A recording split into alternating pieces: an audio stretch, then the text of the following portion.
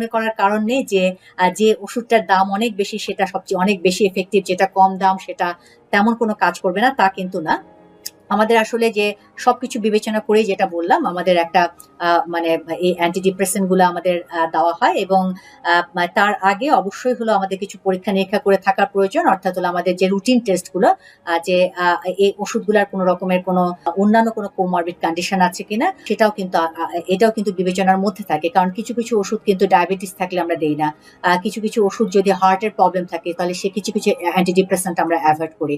তো সেটা কিন্তু আমি বলবো আপনার যে নির্ধারিত যে সাইকিয়াট্রিস্ট বা মানসিক রোগ বিশেষজ্ঞ তার প্রতি আপনারা পুরো রিলাই করতে পারেন। তার এই টোটাল নলেজ গুলা কিন্তু জেনেই সে আসলে সাইকিয়াট্রিস্ট হয়েছে, কাজে সেটা সে বিবেচনা করেই কিন্তু সে আপনাকে আপনার যে প্রয়োজনীয় এবং যেটা আপনার জন্য সবচেয়ে নিরাপদ সে ওষুধটা দিবেন। এবং একটা কথা মাথায় রাখবেন, অনেকেই বলে যে এটা কোনো সাইড এফেক্ট হবে কিনা, বড় ধরনের ক্ষতি হবে কিনা।